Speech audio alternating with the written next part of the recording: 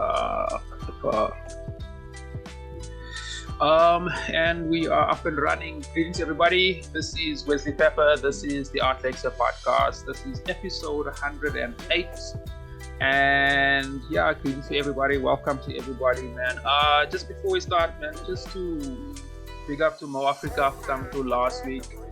I thought we took their Writers Guild or their you know what they're doing for here. My voice is really dope.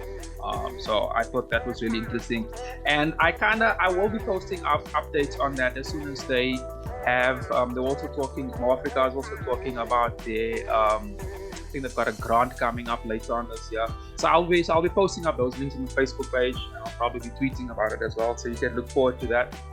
If you remember to that episode, that's only available for poets, unfortunately. But I know there's many poets listening to this as well. So I'll be posting up about that. So much love, my sister, for coming through. I thought that was really interesting, man. Super interesting. You know that we are now almost, I think it's actually closer to Easter already. So the year's definitely up and running. But the crazy of 2023 is still around. Scheduling is still a bit of a problem. That's also why last week's episodes, they weren't published on the preferred date. So we'll still be publishing the Art Lexcia on a Friday, and the new podcast series, African Genius with Asake Bulan, that I'll be publishing that on a Wednesday.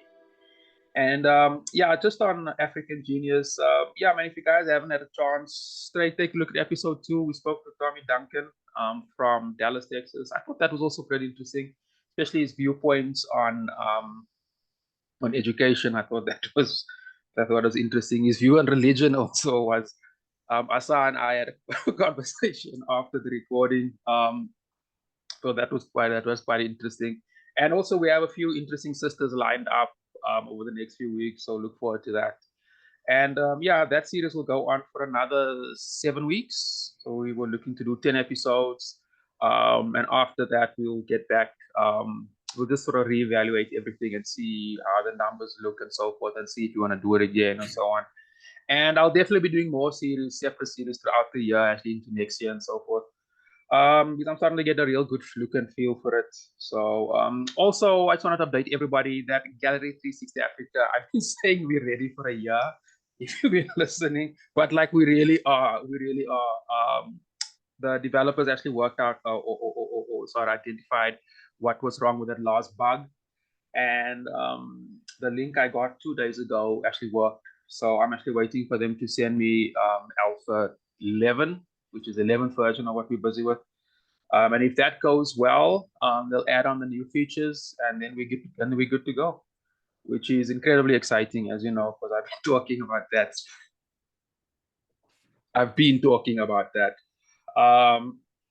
And I think I'll pause on the details regarding that for now, because just in case there's another bug next week. But so far it is working. I'm also now officially partnered, or what's the right word, partner or client or some shit like that, with Cedar. So they're going to be helping me out. And man, interesting times ahead. And as you guys know that with the episode, I've done our 2 episodes on artificial intelligence, and as you know, like, that's the new big story of 2023. So if there's any of you artists listening to this that is still unsure about how AI is affecting the arts, just listen to episode 105 and 106. We cover that we cover that, and I will be covering those things, that topic again in the year, and I'll probably have another panel. I definitely want to get a lead from Yebo on as well, and a few other galleries. So we'll definitely be covering that and all aspects of it, especially the pros, because I do think that this is not just a game changer, but it's a game changer for the better. Unless you grew up in the 90s like I did and you think the Terminator is coming, and I don't think that's gonna happen, bro. But enough of all of that. I've got a very interesting guest today, all the way from Cape Town, Anton Siebrits. He's a very interesting dude, man. He's an entrepreneur. You can see he's got a very interesting textile in the background. We'll definitely be talking about that. So he works in the textile industry. Yeah. You know what, my brother? I find it a bit awkward always to explain. And I've been in a position where I said this person is a poet and they say, nah, but I'm not. I'm a this and a that and a that. So if I say you're an entrepreneur, that doesn't mean that's what you are. That's what I'm thinking off the top of my head right now. You will elaborate on on everything else. But first and foremost, it's what we now almost it's not lunchtime, so still good morning. So good morning.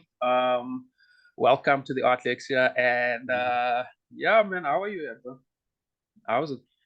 No, it's always good to see you, Wesley. Likewise, likewise. That smile always a long way, and the fact that you're still smiling, that says a lot. Hi, my man. Um, Um, I'm good. But thanks for coming through, man. Thanks for taking up the time. Because to all our international listeners, this load shedding bullshit we have in South Africa is a nightmare. So scheduling is always a bit of a problem.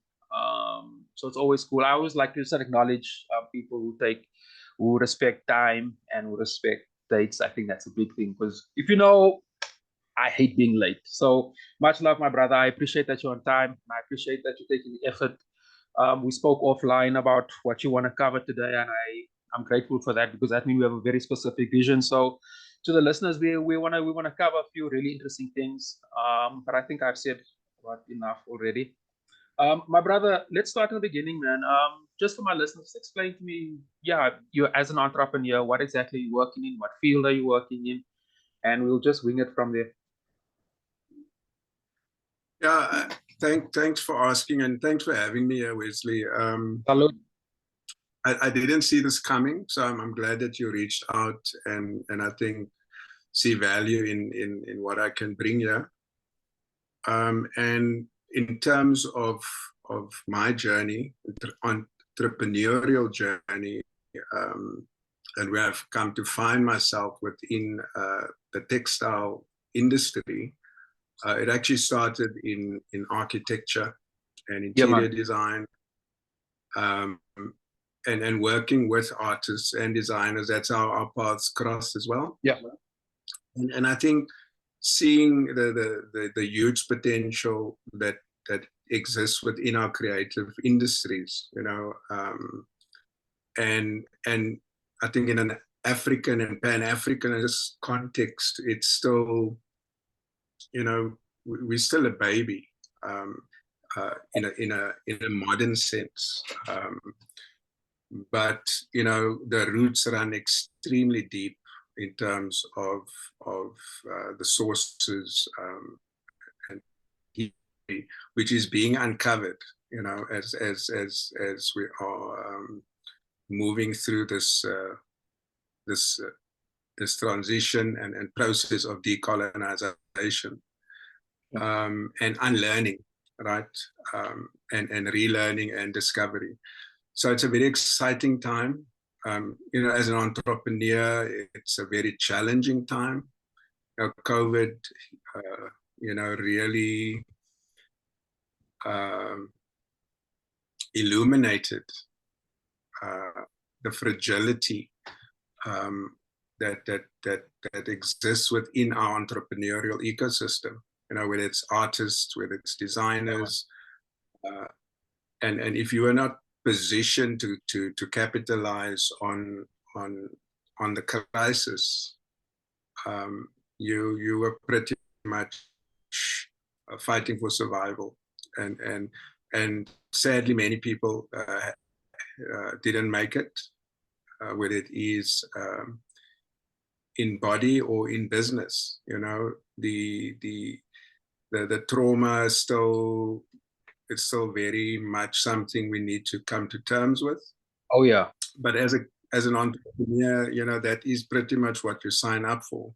It gets complicated when there are dependents and there's families that needs to be supported by the entrepreneurial effort and endeavor. So yeah, that is a bit about that. Yeah, I get you. My brother, one of the one of the yeah, you say you started off in architecture. I forgot to mention that. I remember that. I should have written that down. But with the like you said, our podcast when you were collaborating with various artists. Funny enough, like it actually through you that I became I guess aware of how different the textile and fashion industry have been collaborating with visual artists, so they take a certain aesthetic out of their work and they apply that through various type of designs.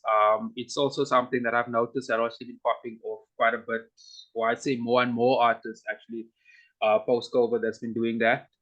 Some actually pretty I think there's some really exciting stuff. There's actually a brother I know that has collaborated with somebody who does knitted wear, which I thought was quite interesting because knitted wear has a very specific aesthetic, as we know, and to apply that, I thought that was pretty interesting.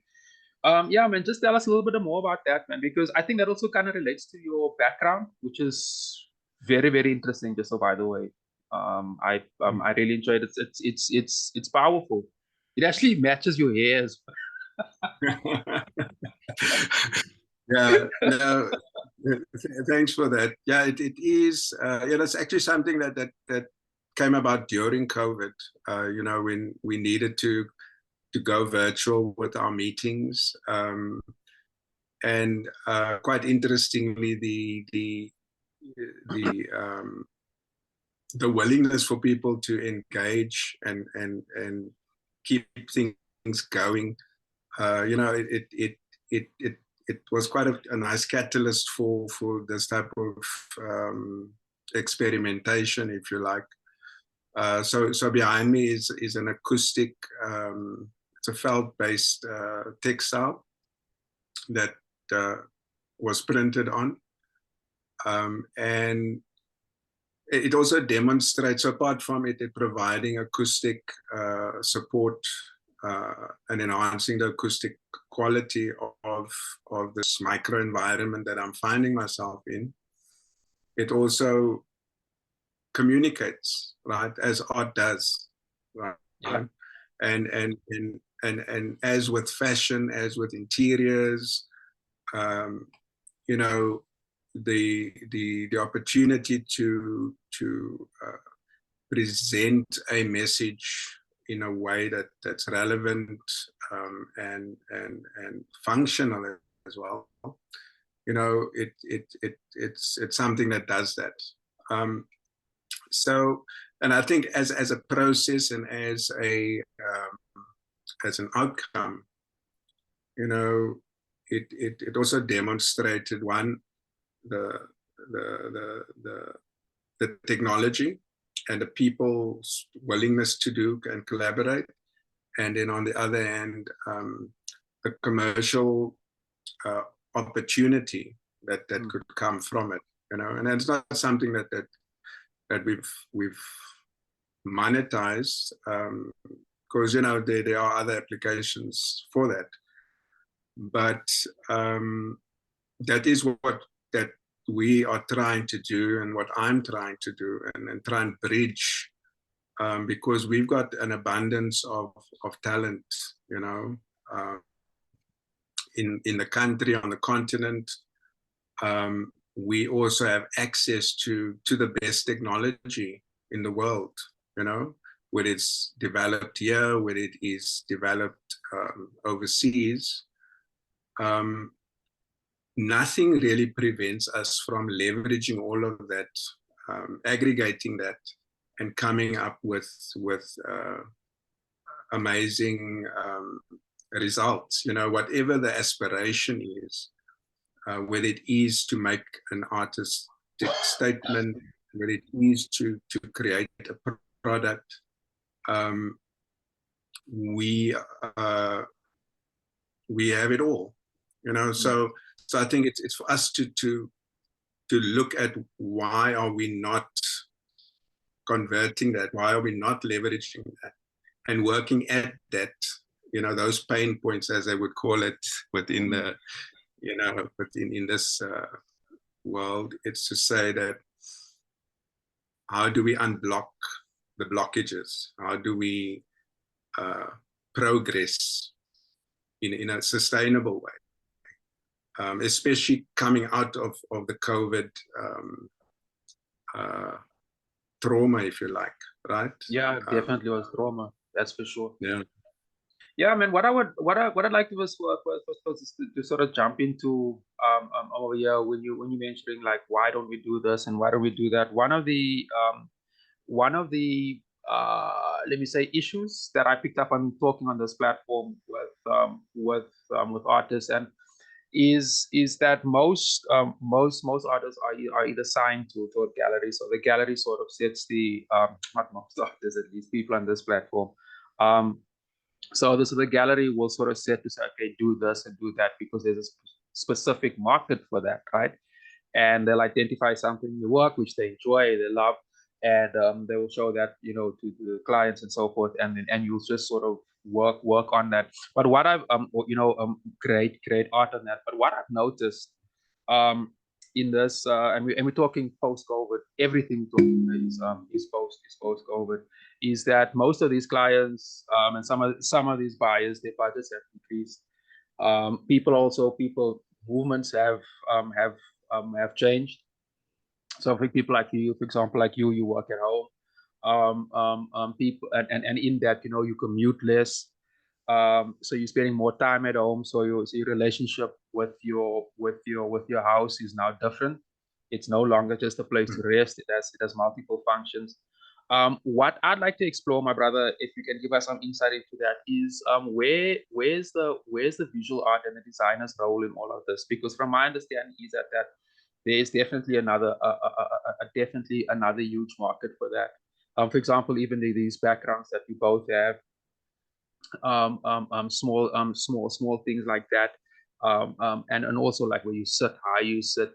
I mean, I can list many other examples. I'm sure you know what I'm talking about. Where's the art, specific the art, the artist and the entrepreneur, and I guess the designer. I think they're probably in the same line. Where's their role in this world? What else can they do? What else should they do? Because our worlds have changed. We're no longer living in the same world, and now with the advent of artificial intelligence, also taking out a lot of more menial or redundant jobs. So, wait, I don't wanna get ahead of myself. But what's your take on all of that? Yeah. So from and the experience now within the market, the technology has been at printed, right?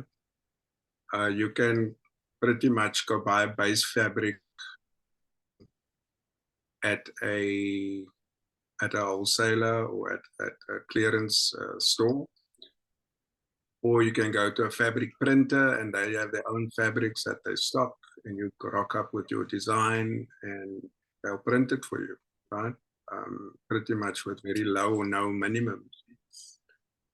That's if we're talking about printed fabric. Similarly for wallpapers, etc. So it's become very commercialized in that you can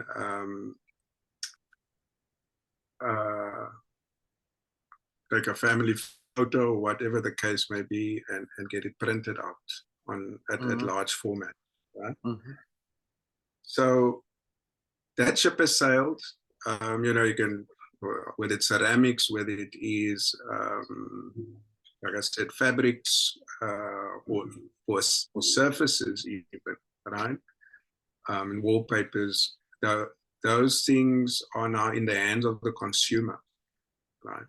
So, which brings us to the digitization of art, to be specific about visual art and that kind of application, to protect that as an asset. And what I see happening is that designers are not releasing that digital content into the market. They're actually producing themselves, right?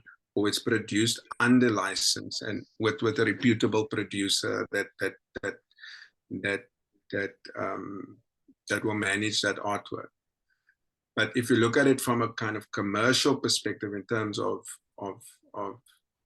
retaining margin, if I have to use that type of language, it's also to know where is the value captured, the commercial and the monetary value, where is that captured in the process, and what should the artist be doing or the creative be doing and not be doing? Because you also don't want to be distracted too much by that type of activity. So this is then where partnerships become important, I think, in terms of working with the right, whether it's a print house or a distributor, etc., or designer that can also work with the art or the creative. And how does that collaboration managed and formulated? And I think if I from my encounters and experience within the industry, which has mainly been interiors, right, for most of my career, and architecture, obviously, there's just so much, there's an abundance of talent. I think it's for people to know where they should be locating them within the value chain, right? But seeing that ecosystem as in a cooperative way versus a competitive way. And that is where the mindset is important. If we're talking about Pan-Africanism, we're talking about African unity and that philosophical approach to it, but finding ourselves within this kind of very competitive, commercial, capitalist, if you like, environment, where they say dog eat dog.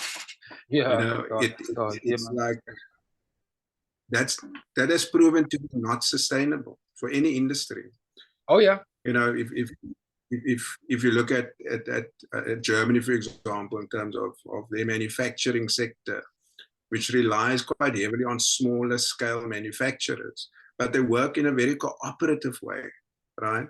And that underpins the strength of their manufacturing industry, So there's lessons learned. We can go to South Korea, we can go to various parts of the world where there are success stories around how that creativity and craftsmanship and skill was leveraged towards, industrializing those countries, right?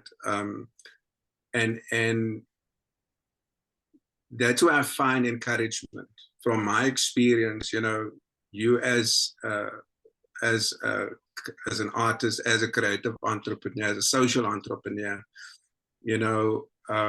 you've been on a journey, right? Yeah, and we've come to a place where our role has also shifted towards fostering, right? We've done our hustle, and yes, when you have to hustle, you have to hustle. You know what I'm saying? Yeah. But for all intents and purposes, there is this abundance of talent and energy that needs fostering, direction. They need roadblocks to be removed. They need support, and yes, one can argue that government must do these things, but let's rather not go there, right? Not today. Not today. That's another series on its own. Yeah. No, not today. It's too early. Yeah. But yeah, sorry. Carry on. Yeah, and I think the concept of clearing the way, man. You know, it's important. You know, I've got a young daughter. She's turning 13, and I'm just looking at that potential there. You know, that can go wherever it wants to go. You know, we've been in a fortunate space where we can look at it like that. Also knowing that there are many, if not most, that not positioned in that way, where there's still a lot of constraints and arrested development of children, of younger people in our society and our country and our continent. So the mission is clear, I think, in terms of what needs to get done. I think we all know that, you know, it's how do we transcend our present moment, you know, of struggle, if you like, right? Where we as artists, as entrepreneurs, are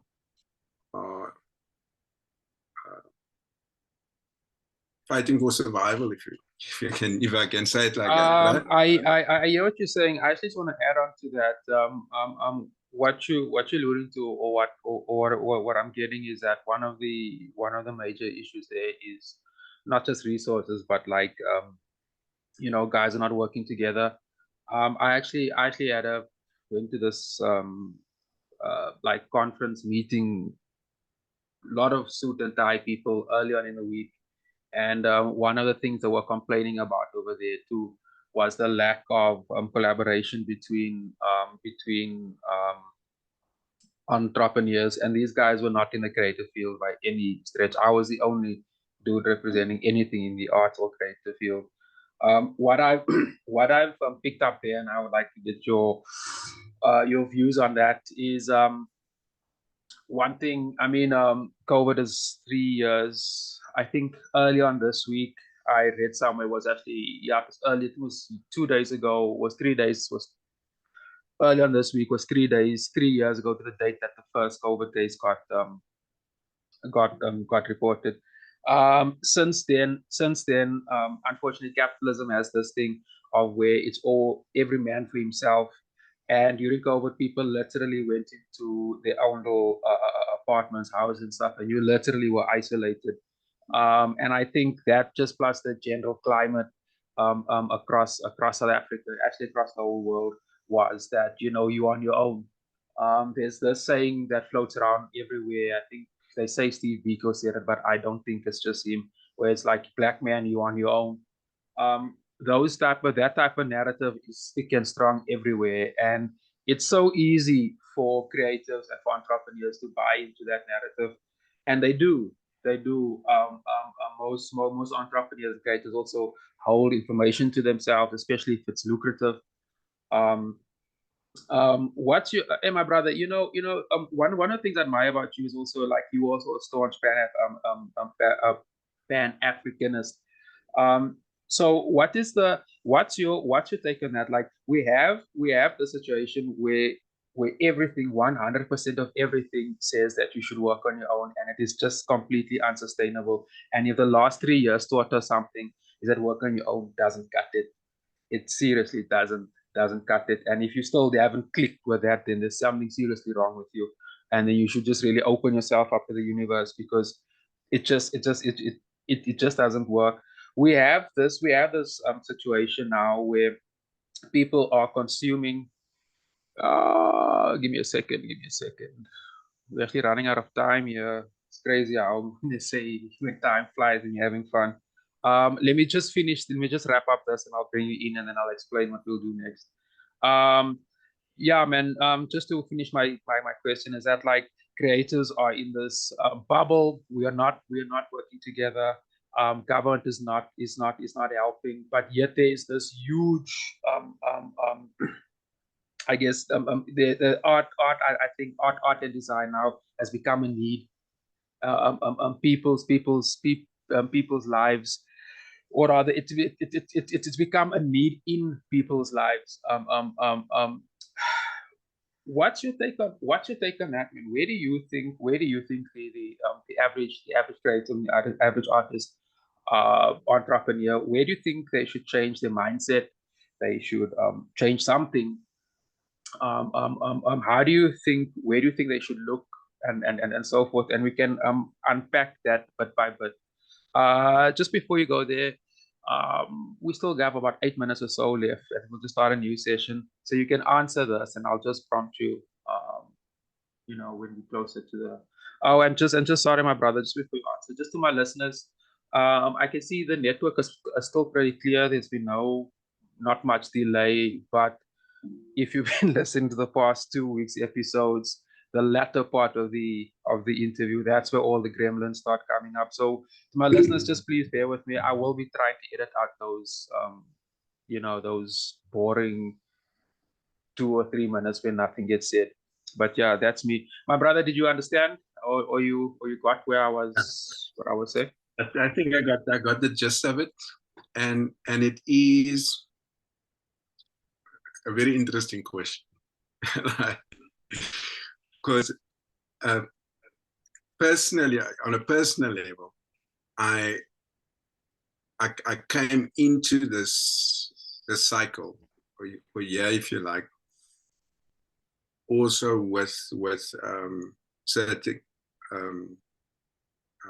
aspirations around being an artist, focused on writing, also working on my photography, but primarily writing, right? And what it takes to be that, right, to arrive and it, as you as an artist know, it takes a lot of courage. It Absolutely. is about truth. It is about going there, right? So within that mindset, which whatever that inspiration is, and wherever you're drawing that from, it's deeply personal. So I think if you put that within a community or within an ecosystem, you obviously have personalities, you have lifestyles, you have a whole range of variables, if you like, that can influence. I prefer to use the word partnerships instead of what's the word?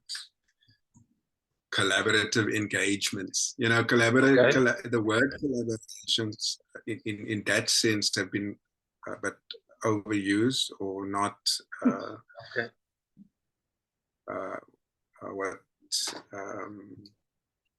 overexploited. Yeah, man. But there are there's personality differences and conflicts that I've seen amongst artists and highly creative people, where there's a kind of hypersensitivity around things, and that's where the breakdown occurs. But I think if I look at where I come from in terms of architects and these interior designers, there is a culture and a dynamic around association and working in partnerships on projects, and sharing the brief and scope of work, and obviously the fees. We're looking at it from that commercial sense. Yeah. Whereas with artists, it's a bit more tricky, I suppose, unless it is a commission that involves a whole range of media. Yeah. And so on. But ultimately, it is the why or the motivation behind that project or initiative that that anchors those relationships. And I think that must be a conscious process. And I think artists by nature are free in their minds, right? And they run towards opportunities to create. And that is what makes them produce. This is my, understanding and interpretation of what I've seen, which, when it comes to managing such relationships on say commercial opportunities, etc., you need to step back and kind of address certain key issues first, around, whether it's scope, whether it is compensation, the legalities, etc., right? So there is that business element of it that needs to be recognized and dealt with. Now, in the absence of having those resources or those people within the ecosystem, it actually then becomes a non-starter, because people are, they feel that they lose confidence in the process because of failures, and and trust deficits that emerged, or that they become aware of. My apologies. So so that is my 10 cents on that. It's a process that needs to be managed, whether it is internally or by resources within the ecosystem. That is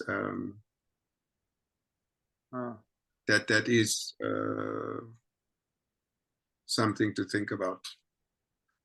Yeah, man, I was actually gonna just add on to what you were saying there. Let me just get straight to the point, and then we'll just restart the session.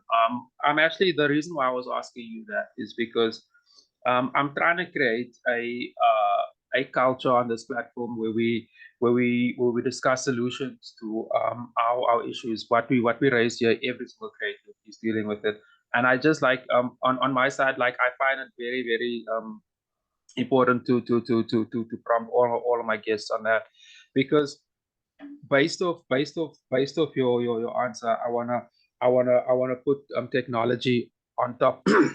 Excuse me. I want to put technology on top of that, and see how the creative, technology, business, government, and so all coexist in this new ecosystem, and what they are calling the fourth industrial revolution. Because those points that you were saying there, the one point that resonates the biggest with, or the loudest to me, is the fact that artists are emotional. And and hello, my brother. I just got a few seconds here. I'll just restart this thing. It'll take me. You will get the link in about 30 seconds, and then we'll just restart the session after that. All right. Let me just close this quick. Hi everybody. Yeah, I'm actually just checking. I'm actually just checking the heat counter over here. Yeah, man. Hold on. Let me turn this off. Yeah, to the listeners, I can see there's once again there's a delay in broadcast. Yeah, that's not our fault. That's not any fault of our own over here. We are still dealing with this load shedding, which also something I just checked now. And yeah, so to my listeners, just please bear with us regarding that. Anton, yeah, man, just before that break, I was just kind of highlighting the fact that, or rather adding on to what you were saying with regards to why creatives and entrepreneurs sort of struggle to, I guess, collaborate or to work within some form of a sustainable ecosystem where we not borrow, we work with each other, collaborate and so forth. One of the things, and it seems like a small thing, but I don't think it's a small thing, is that artists are just way too emotional. And I think one of the reasons for that is that there's no, I would say, school or some sort of system that taught you how to manage those emotions. Not that I think art should really do that, because I think good art comes, that's essential part of creating the work. But I do think that in this post-COVID world, in this world, we have 5G technology, artificial intelligence, and so forth. That like petty emotions and stuff like that. I think some of us should really think hard of retiring those type of thoughts, because we all need the same thing. We're all battling with load shedding. We're all battling with a lack of funding and stuff like this. And part of the reasons why I keep asking all my guests these questions is to sort of get their perspectives on how can we break through these barriers and look at potential solutions. So part of this solutions narrative that I want to get your viewpoints on is the fact that we're having technology is becoming more and more and more intricate, woven into our lives, and we're using it even if we're not conscious of it. We're using it more and more. So let's just unpick this from your in your own capacity, with the with the business. How, Ahmed, I mean, ask like how have you guys been coping? Not coping, that's not the right word. How have you guys been dealing with because nobody's been coping. That's actually a rhetorical question. Nobody. Yeah. So And if we're managing. we're managing yeah, you see, like right now, I'm managing my I'm managing my frustrations here too. Uh, Joe, I almost got thrown off. I almost forgot what I wanted to say. But how are you Yeah. guys? How are you guys? I mean, we have this fourth industrial revolution. We have this need for I guess more sustainable design in people's houses and so forth, in people's working environments. How are you guys using technology, or what part of what part or what, yeah, how, let me just start off like that. How are you guys using technology to better your business, given that we have all of these issues? And we'll just unpack, because I actually want to going to get to a certain point where I want to get your opinion, but I think it's silly just to ask the question direct. So I'm sort of stepping back and asking you, yeah, Yeah, that's fine. And as you know, I don't mind giving answers, but but I think communications technology, if we were to look at the last. Oh, I like that. I like that. Yeah, please explain further. That's been a lifesaver. I think if we look at what we are doing here and the platform we're using, we had Skype pre-COVID, and now we've got a range of platforms, whether it's Zoom or Google Meets or Teams, whatever, right? That has been a major support for our business, if I have to look at it in that sense. If I have to look at it in a personal sense, because ultimately businesses or creative enterprises, right? It's about the people and this evolution and propagation of what, let's say wellness tech, if we were to look at that as a technology area within technology, has democratized information around, whether it's mental wellness, whether it is your physical well-being. We need to take care of ourselves, right? Because we literally on a spectrum of on the one end we can expire, as you may call it, die. And on the other end, you might have an ailment or some irritation or whatever, right? That's kind of making you well, but it's physical, mental. And that kind of being on an even keel with your well-being is so important, right? And if there's one thing that I've seen in the artist community is the lack of wellness there. You know,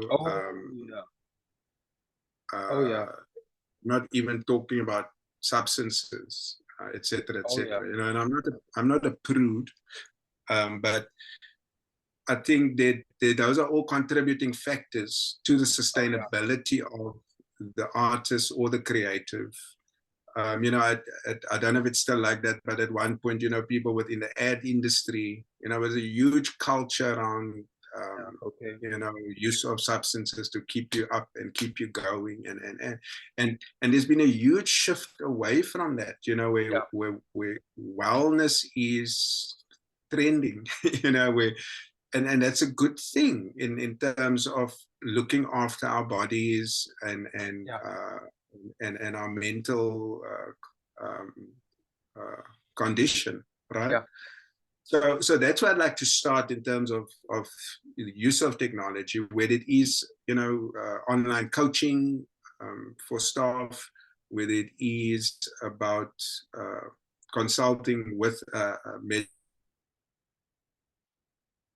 this has been virtualized and also made information accessible, right? And there's apps and all sorts of things that can advance and enhance your well-being. So that's on that personal level. In terms of production, in terms of operations, etc., you know,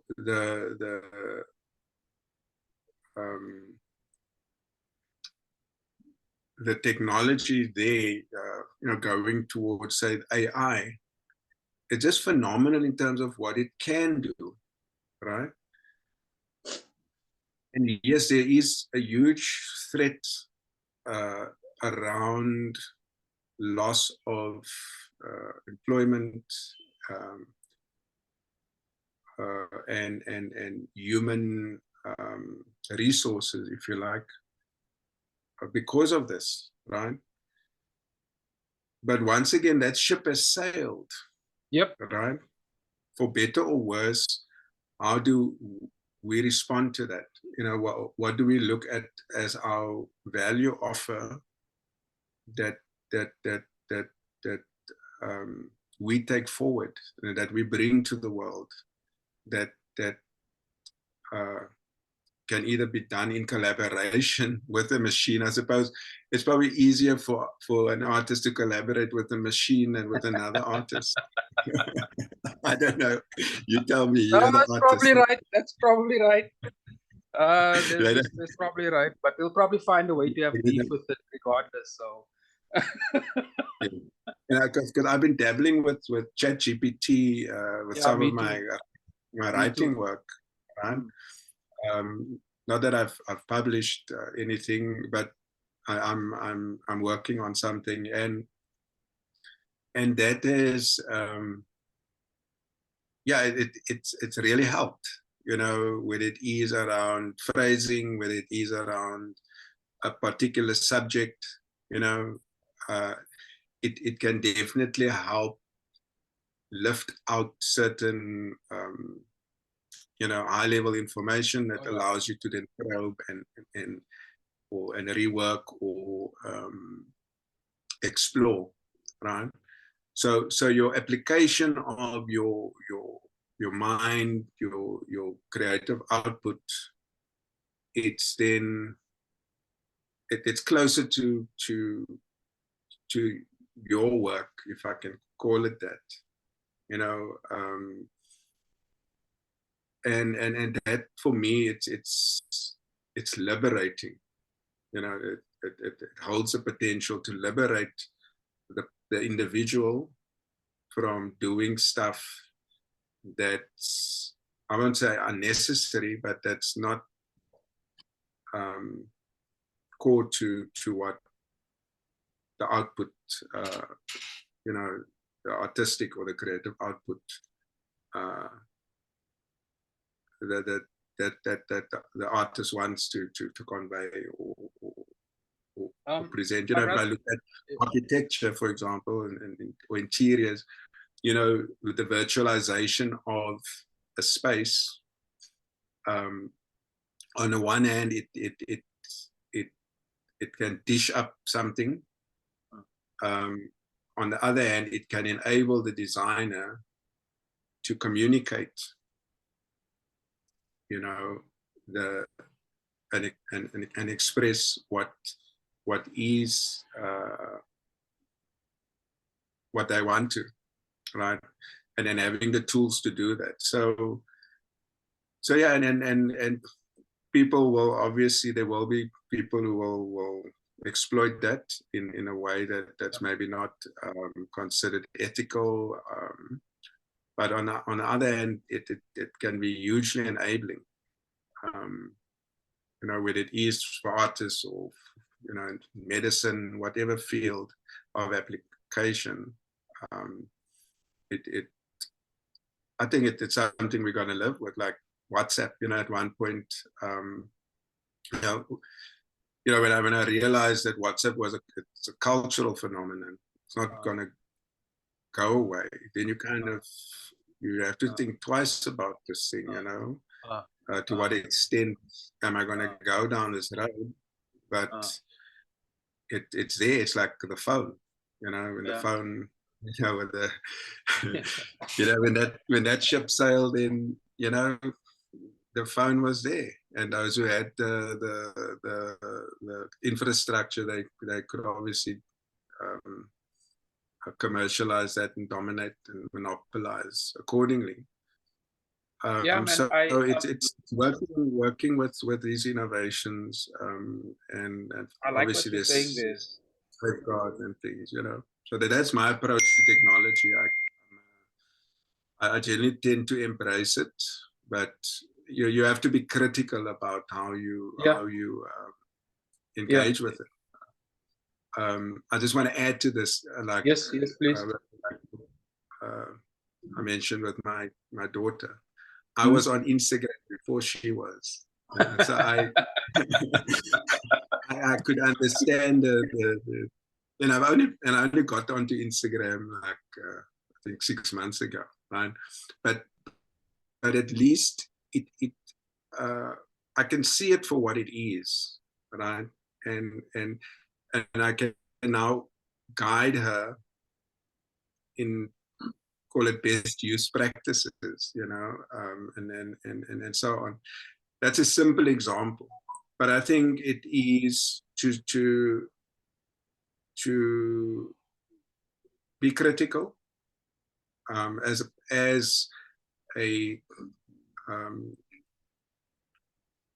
always, be critical, but also embracing technology in service of the objective. I wanna come in there. I wanna come in there, Anton, because I like to, it's very interesting that your first answer was communication tools. I just want to raise a point there, and I want to make another one. First, I agree with you there 100%. I think that technology has made communication much more smoother, much more transparent. So, like, actually, in some cases, maybe too transparent, because people broadcast virtually their whole lives constantly online, and we won't talk about that. But I do think that especially in case of business, I'm busy using that. Like, I work with a whole bunch of guys from Zoom, and a tool like WhatsApp, like you say, a few years ago, I also thought it was just for kids. It's not for kids anymore. It's a real business tool now. I just want to say, like, first, I fully agree. Another point I want to add on to that, when you're saying about being critical of these and looking at it in a critical sense. One thing that these tools communication tools, communication technology does, is that it creates echo chambers. And an echo chamber is actually quite a dangerous thing. It's the irony behind all of that is that we're living in this world of information, and if you have a specific echo chamber, you actually prejudice to a lot of information. You'll just hear your own voice and your own opinions and so forth. And I've been seeing that a lot in my personal network, and also in business. Like I've noticed, if I'm sharing certain information with people who I'm collaborating with, in certain instances, their first response is but skeptical. And then I've done a bit of looking behind the screen. And I've noticed is that there's a reason why they do that. It's because they're not exposed to all the information. They're only exposed to a little bit of it, and that's for some folk that's their whole world. Like 20% of the pie, and so 80% left. My brother, like we are both. You also mentioned of I kind of want to tie this into like if I look at that beautiful fabric behind you over there, and I hope my listeners also can see. Maybe somebody will contact you. I hope so. I think that fabric is pretty Can I speak to the echo chamber quickly? Okay. Yeah. I just brought up something for me. And a way to reduce echo, right, is to introduce soft elements, right? Absorbing elements into that environment, right?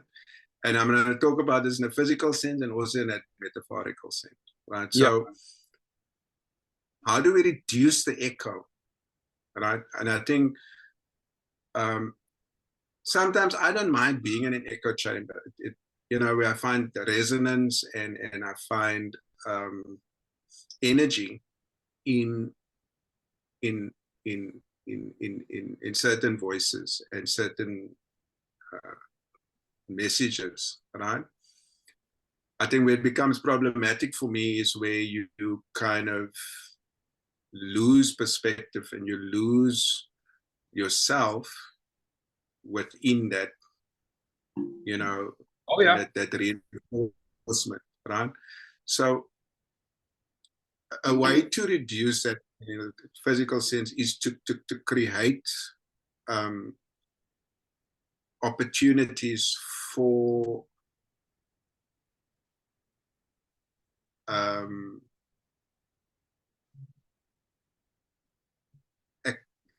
what's the best way to describe this?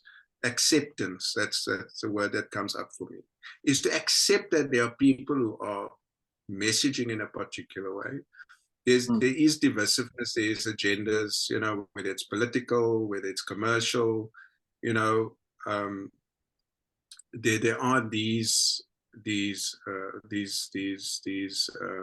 things happening in our world, in our society, on social media especially, and those systems can be manipulated, etc., etc. But if you step out of the echo chamber, that you were in an echo chamber. And I think this is once again where education and critical thought comes into play, is to know the difference, and to know that, yes, okay, now I'm stepping into this echo chamber and you're accepting of that fact, right? But knowing thyself and understanding where you're coming from and so on, it does help you see things for what it is, right? And I think that is, to your point, it's hugely problematic, especially amongst younger people or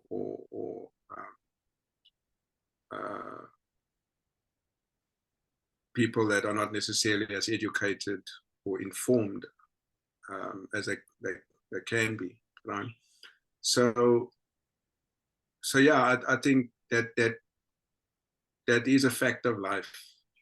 There will be places where there's echo, and it's used to great effect, and it can be used for both good and other not so good. When you're talking about being used, it's definitely, I definitely see that as a modern tool, and I can see it both in the political world and let me say entertainment world, and you can look at various musicians that has and so forth, and politicians and so forth. Like they can say and do whatever they want. They can say the most outlandish shit. They still have millions of followers, regardless. One of the things that I'm highly critical about with that there is how it stops us creating new markets. One of the with Gallery 360 Africa, one of our main objectives is to open new markets, and I've highlighted this a few times while we're talking about people working from home, that the whole concept of the house has changed. So people's relationship with art is changing, and it's changed and will continue to change. So I think it's very important for creators and entrepreneurs to adapt to that. So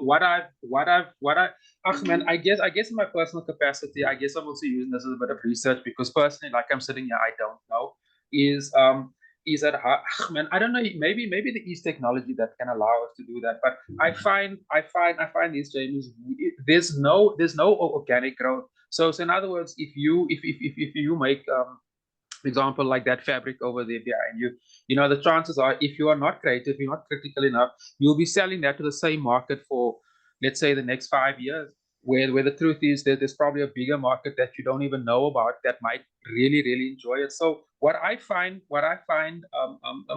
yeah, you can just share your thoughts around that. Is that yeah, there's a lot of comfort in hearing your own opinions coming back to you. And there's nothing wrong with being comfortable, especially in today's world. I mean, I think, shit, I can speak from my personal experience. I enjoy comfort just like everybody else.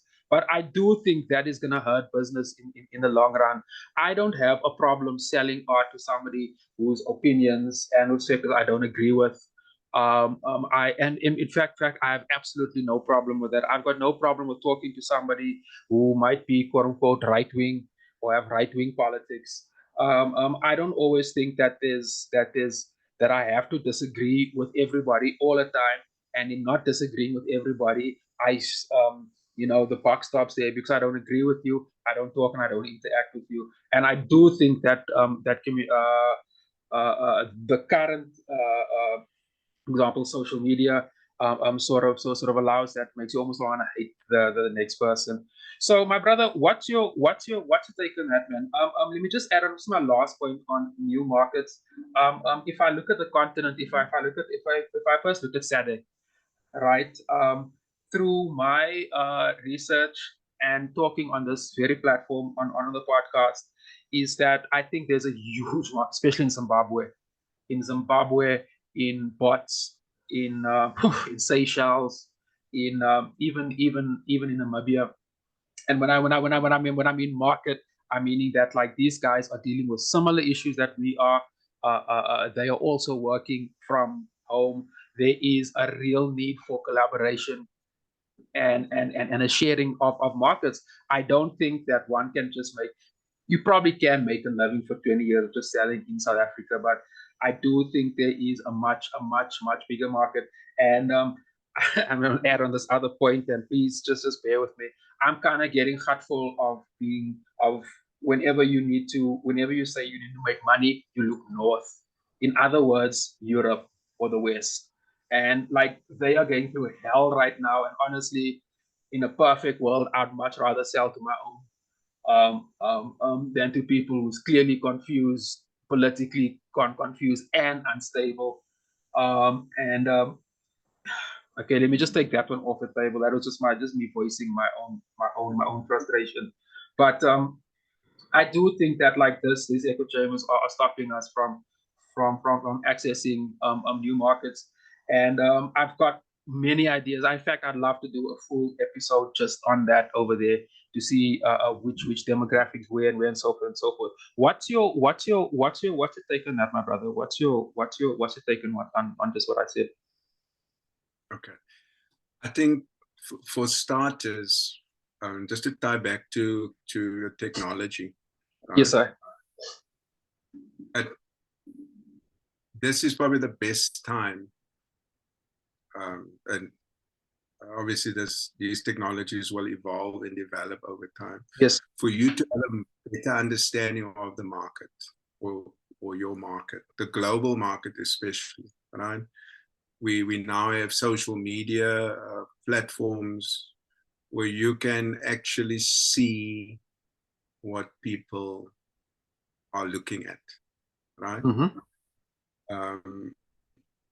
And yeah, and obviously there's privacy issues. There's a whole Yes. range of issues around those platforms and technologies, but you have direct access to your consumer.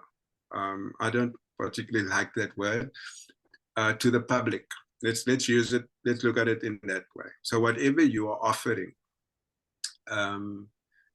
whether it is health services or whether it's art, whether it's a product, you have access to that individual, right?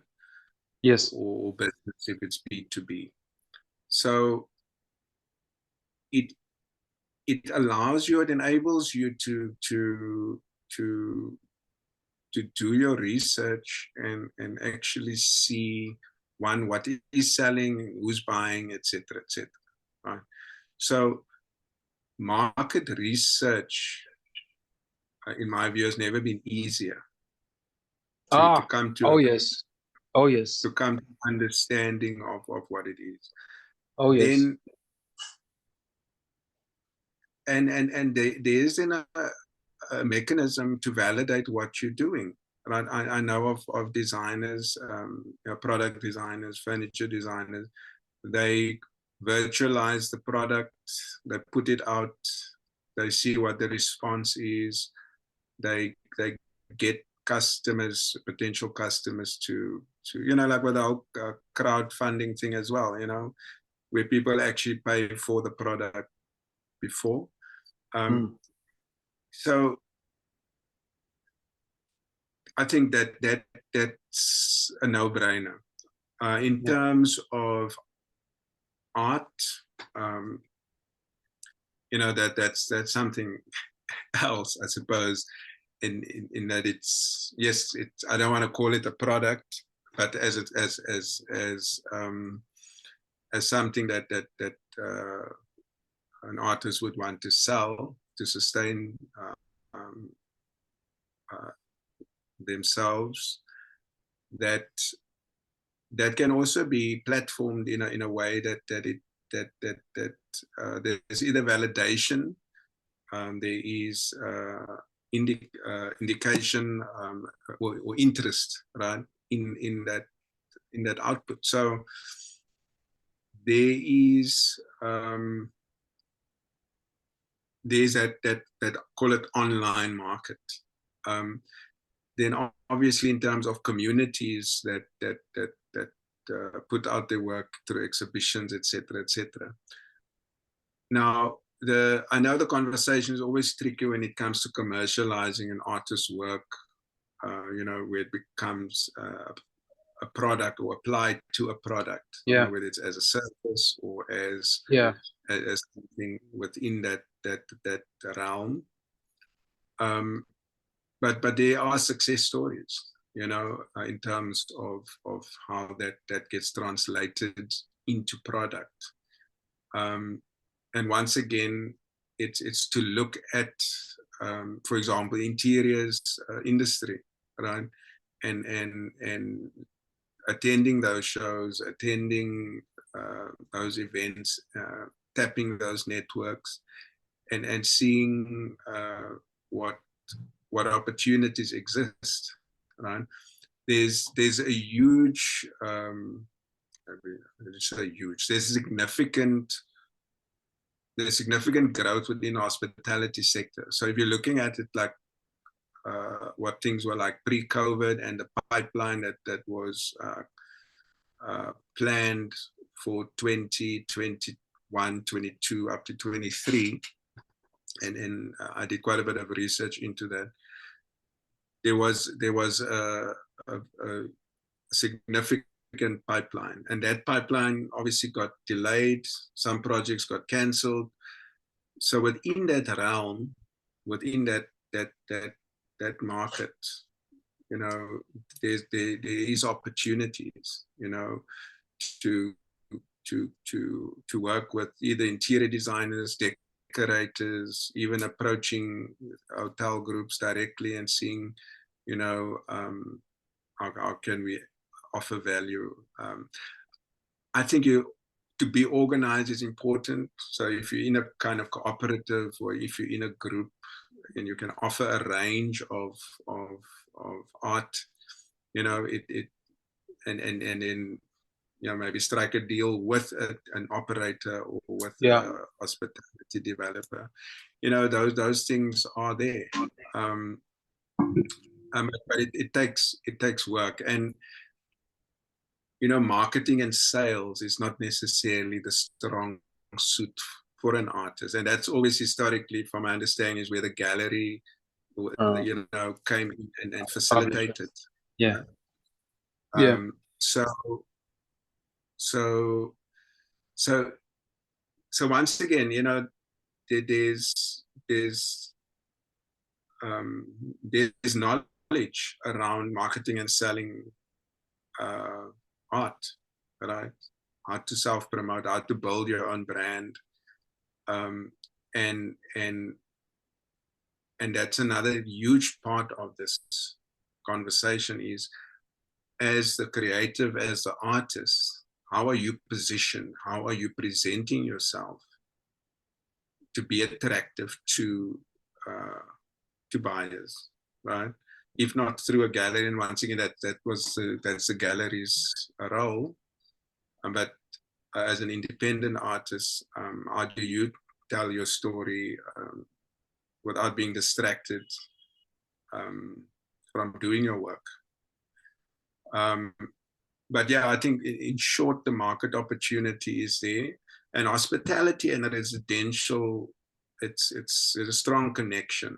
It's like your hotel environments and experiences are, I won't say matched, but it resonates a lot with your home life, or at least the aspiration, right? So a lot of people take away from the experiences within a great hotel and say, wow, I wouldn't mind having that piece of furniture or that type of lounge setup, or bedroom, and then they take the cue from that. So typically, like products, decoration, etc., in hospitality environments, let's say hotel, guest house, home, it's becoming, and as people are spending more time at their homes, and they value their homes differently, or that value has been enhanced during COVID, they are investing, right? And if I look at that, where we are doing well, it's within that space, right?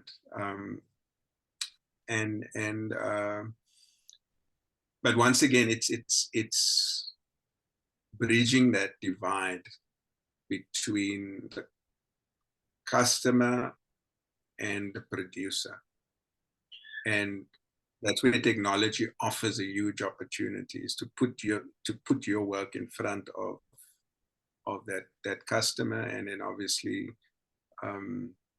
getting either validation or getting the deal, Anton, let me just cut you there, my brother. I see the time is running out there, and also one of the tricks of the trade of podcasting is kind of to keep everything within time and kind of keep it all concise, so the listener can. Yeah, we did, and I just got a notification there. There's actually the load shedding will actually be less over the weekends. I think business for that. I'll have more time in the studio. My brother, we spoke offline about a few other topics that I think is quite pressing from a South African perspective, that I would love for us to do an episode with that in the future. I will definitely be in contact with you with regards to that. The one or two roundtables is coming to mind. I'll definitely be in touch with regards to that. And if I may add to that, Wesley, sorry to break your word, but the fashion industry. That's something I definitely want to look at. Is something that artists should look at. Oh yeah. Creatives should look at. I think in a Pan-African sense, the opportunities for connection, for cross-pollination, for markets, it's there, right? But that is a conversation. I've been taking notes. I'm a serial note taker, actually. I've been taking these notes. I'll be tracking them down this afternoon. I'll definitely do all of that. But yeah, man, I think we have to wrap it up here. My brother, thanks a lot, man, for your time and for your patience and everything, and perspectives. To all my listeners, remember, guys, to like, subscribe, and comment to this channel. Remember, we're on Facebook. Let's get closer on. We're on YouTube. So it's the Art Lexcia podcast on YouTube. I was going to say a few other things, but I'll do that for social media. Anton Siebrits, thanks a lot, my brother. I'll be in touch via WhatsApp, and this episode will go live next week. Have a great weekend. And to my listeners, I will catch you next week, Wednesday. My king, I'll be in touch with you soon. Huh? Bye-bye. Thank you, Wesley. Bye.